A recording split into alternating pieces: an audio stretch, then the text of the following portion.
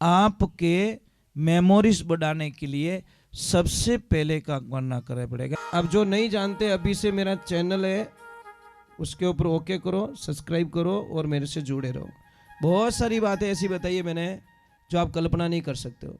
हजारों बातें अंदर डाली मैंने वीडियो के माध्यम से, ताकि आप तक पहुंचे, आप उसका आनंद लो। कोई माइनस पॉइंट है तो उसको पढ़ाई के लिए, धंधे के लिए, घर की परेशानियों के लिए, मतलब बहुत सारी, जिसकी सगाई नहीं हो रहे, संबंध नहीं हो रहे, क्या कारण है क्या नहीं है, हाइट नहीं बढ़ रही उसके लिए मैंने बताया, पढ़ाई नहीं आ रही उसके लिए बताया, जॉब नहीं लग रहा है उसके लिए मैंने बताया, बहुत सारी चीज़ें बताई है। तो चैनल से जुड़े रहिए। घर में कभी भी पैरों को घिस के ना चले, मतलब चप्पल घिसो ना आप, ये इतना अशुभ माना गया जिसकी कल्पना नहीं है। मत घिसिए आप। कई लोग बोलते कि सोया था, सोते सोते ये मर गया। आपको पता है ये हार्ट अटैक क्यों आता है? हम गलत दिशा में सिर करके सोते हैं, गलत दिशा में। एक तो उत्तर दिशा रे माने कदीस आपका सिर मतलब सिराना नहीं होना चाहिए, और एक पश्चिम दिशा में। उत्तर दिशा में जो भी सिर करके सोता है उसकी खून की स्पीड इतनी तीव्रता से बढ़ जाती है, और दिमाग के अंदर तो बहुत पतली पतली नसें होती हैं, और कभी कभी ब्रेन हेमरेज हो जाता है। दूसरे नंबर, हाँ, उत्तर दिशा में नहीं करना चाहिए, पश्चिम दिशा में। सिर हमारा या तो पूर्व दिशा में या दक्षिण दिशा में। समझ में आई? दूसरे नंबर, मैं बच्चों से प्रार्थना कर रहा हूं, आपके मेमोरीज बढ़ाने के लिए सबसे पहले काम करना पड़ेगा। एक तो मॉर्निंग में जब जल्दी उठो, सुबह जल्दी उठो। सुबह का 4:24 से 6 बजे तक का टाइम इतना ताकतवर बताया है जिसकी आप कल्पना नहीं कर सकते। जो 32 दिन में पढ़ा हुआ याद नहीं रहता, वह सुबह ब्रह्म मुहूर्त में पढ़ने से याद रह जाता है।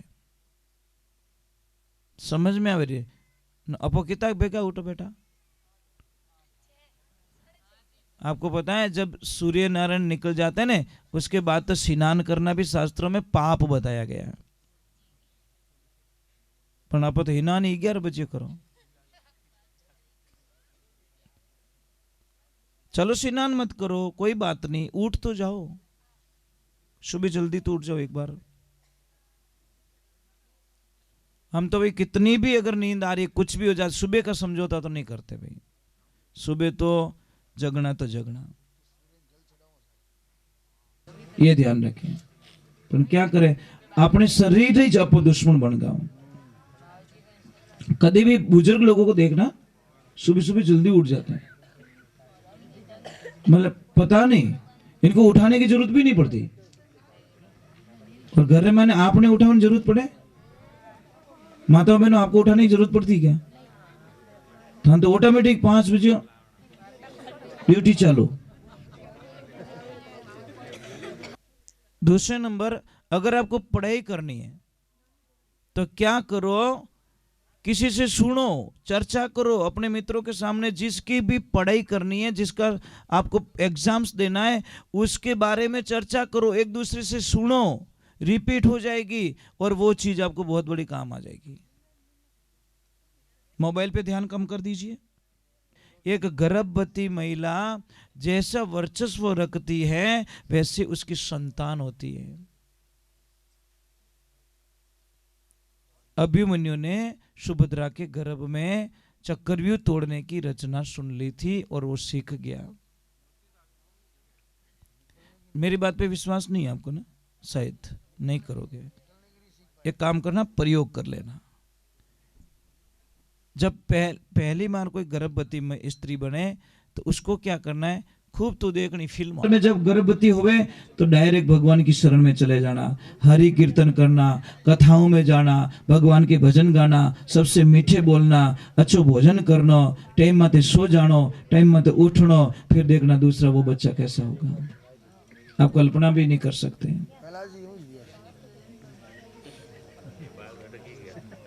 अब एक अटपटा लग रहा है, अगर बावड़िया रामबो लाग जाए तो नहीं लागे? पक्को नहीं लगे? लागो तो बताऊं मैं प्रमाण ही दे देता हूं।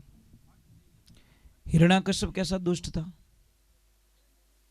इतना दुष्ट था कि राम जी रो नाम बिना मुंडा के कोई लेनो ही नहीं, लेवे तो मौत, डायरेक्ट उसको मार दिया जाए।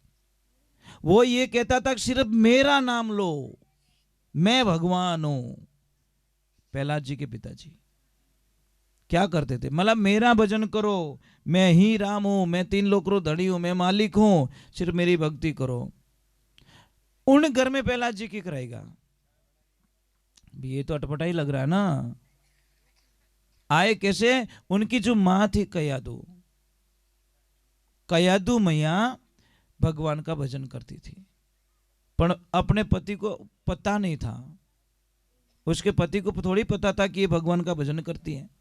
जब हिरण्याकश्यप ब्रह्मा जी की भक्ति करने के लिए, तपस्या करने के लिए चले गए, तो कयादू ने उनको तिलक निकाल के विदा किया। एक ध्यान रखना देवियों, कोई भी काम आपके पति कोई शुभ कार्य के लिए जा रहे हैं, चाहे सगाई के लिए जा रहे हैं या बिजनेस के लिए जा रहे हैं, चाहे यात्रा के लिए जा रहे हैं, जो कोई खेत में बीज वावने वास्ते जा रहा है, कोई भी काम करने वास्ते जा रहा है, तो आप अपने पति को तिलक निकाल के भेजो, पति को। अब कई लोग लुगाई पिन कर तिलक की कर लगावे, यही तो प्रॉब्लम है हमारी। जब राजा महाराजा युद्ध में जाते थे तो उनकी लक्ष्मी क्षत्राणियां तिलक लगा के तलवार वो पकड़ाती थी, मां भवानी को तिलक करके। समझ में आ रही कि नहीं आ रही है? देखिए, अगर बच्चा ताकतवर चाहिए तो मां भी ताकतवर चाहिए साहब, तो इस वैसो बच्चों हो सके। महाराज उदय सिंह जी जब विचार में पड़ गए कि इस मेवाड़ का नाम कौन रोशन करेगा, मारे तो कोई एडी लक्ष्मी जी आयोड़ी को नहीं कि वनोरा बेटा कनु मैं आश कर सकूं। एक दिन वो कुछ शिकार के लिए निकल रहे हैं और उन्होंने एक तलाश करके रखी कि मुझे ऐसी पत्नी चाहिए जो कि एक ऐसे बेटे को जन्म दे सके जो इस भारत देश में नहीं पूरी दुनिया में नाम रोशन कर सके, पर बड़ी मां होनी चाहिए महाराज। अब जा रहे हैं तो जो महाराणा प्रताप जी की मां थी, उनसे पहले शादी हुई नहीं थी। जब जा रहे तो महाराणा प्रताप की जो मां है ना, वो 4 बच्चियां ने, 4 गाय बछड़ा ने अकेली लेन जावे रही है।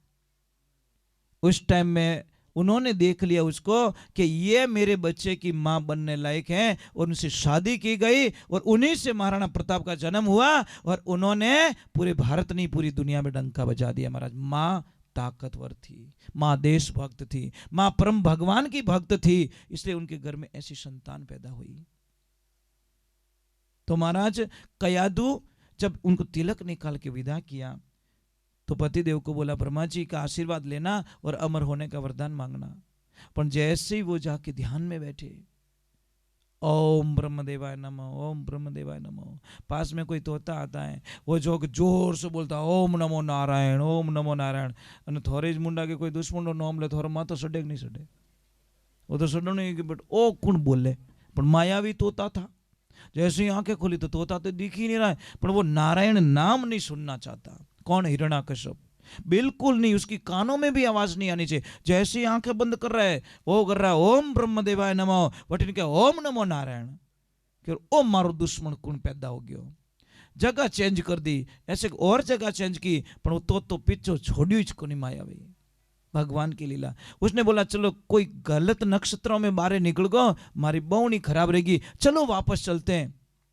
और जैसे पतिदेव को आते हुए देखा, कयादू झरोके में बैठी आनंद से विभोर हो गई। मेरे पति घर आए, मेरे पति आ गए, मेरे पति आ गए। सहेलियों को बोला जल्दी चलो, मंगलाचरण गाओ, गीत गाओ, थाली सजाओ और मेरे पति को बधा के घर में लेना है। और जैसे पतिदेव आए, प्रणाम किया और बोले पधार गए आप क्या? हाँ। तिलक किया और के ब्रह्मा जी मिल गए, आशीर्वाद दे दिया कि नहीं कयादू, नहीं मतलब नहीं मिले ब्रह्मा जी कि नहीं, तो क्या हुआ, अरे कयादू, मैं जैसे ही ओम ब्रह्मदेवाय का जप कर रहा था, पता नहीं कौन राम जाने कौन, वो एकदम ओम नमो नारायण, ओम नमो नारायण कोई बोल रहा था। तो मैं नारायण का नाम तो नहीं सुन सकता, नारायण का नाम अपने पति के मुखारबिंद से सुना। कयादू अंदर से नाचने लगी, बाहर तो नहीं नाच सकती क्योंकि पति को नारायण नाम से नफरत थी, पर कयादू नारायण की भक्ति करती थी, इसलिए अंदर से नाचने लगी कि हे नारायण, मारा पति देव भूल में ही आपरो नाम ले लियो, आज मैं धन्य हो गई, आज मेरा जीवन सफल हो गया। तो कयादू बहुत ज्ञानी थी और प्रेम से बोली, पति देव बताओ ना, वो तोता क्या बोल रहा था? अरे मैंने बोला ना ओम नमो नारायण, ओम नमो नारायण, ऐसे बोल रहा था। ओह ऐसे बोल रहा था क्या? चलो घूड़ दियो मुंडारे मायने, और उन्होंने आरती ली और पूछ लिया, पतिदेव बताओ ना, वो तो कहीं बोल रही हो? तो अरे मैंने बोला ओम नमो नारायण, ओम नमो नारायण, तू भी भूल जाती है। अरे कि मैं तो भुलक्कड़ हूँ।